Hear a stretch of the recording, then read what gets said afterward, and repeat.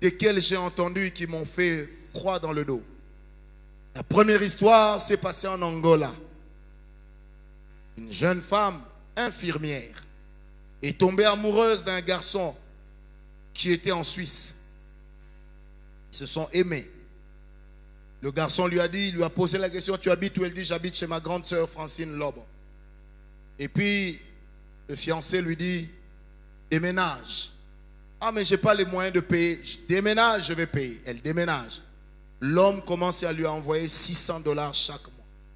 Elle loue un appartement de 300. L'homme lui envoie $4000, équipe la maison. Elle équipe. L'homme lui envoie de l'argent. Elle achète une voiture. Et elle parle au téléphone, correspondent et tout ça. Chouette, chouette, chouette. Histoire authentique. J'ai appris ça l'année passée. Un moment, l'homme lui dit, finalement, je vais venir te voir. Elle dit oui. Elle se prépare, l'homme envoie des milliers de dollars pour qu'elle arrange encore bien la maison. Elle arrange des verres en cristal et nanani et nanana, des assiettes en porcelaine, c'est la totale. Mais l'homme lui dit, quand je vais venir à l'aéroport, sois seul. Et tout le temps que je serai avec toi, je ne veux voir ni membre de famille, ni ami. La fille dit oui. Le jour où l'homme arrive à l'aéroport, ils vont accueillir l'homme à l'aéroport et la fille, si elle s'appelle Rola, elle amène Mouna, sa sœur, elle amène Longelo, sa copine, elle amène Benito Mussolini, ils viennent accueillir l'homme. Et puis elle est là, et ça va, il monte dans la voiture. Maintenant les copines la regardent bizarrement.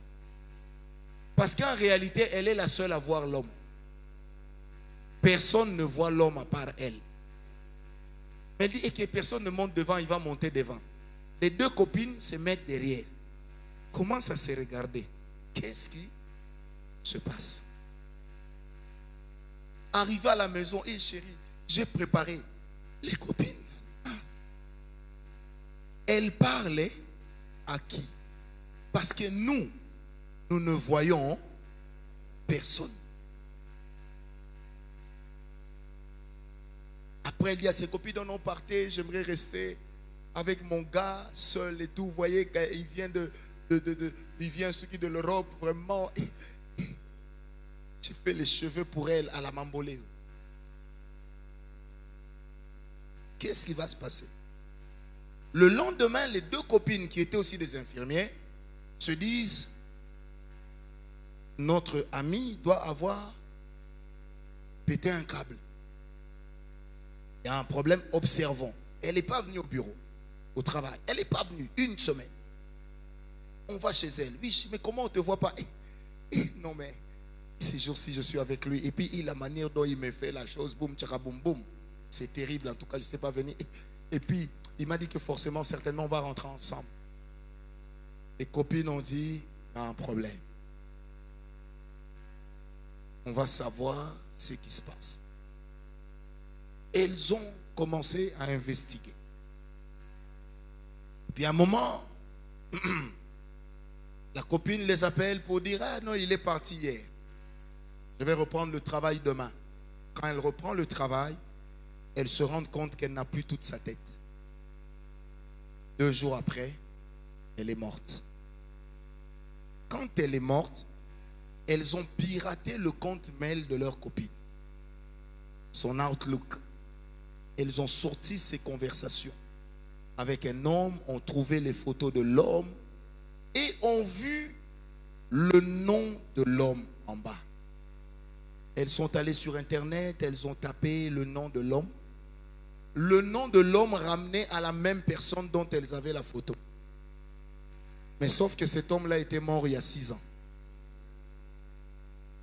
En fait, leur mari, leur copine était tombée amoureuse d'un revenant. Authentique.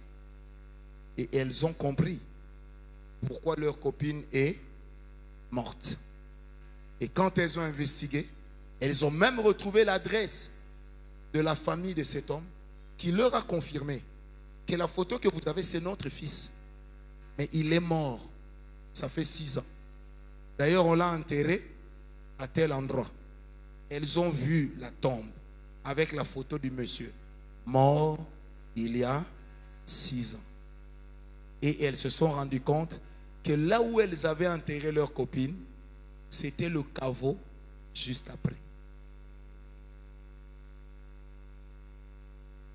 Est-ce que vous comprenez? Épouser un inconnu.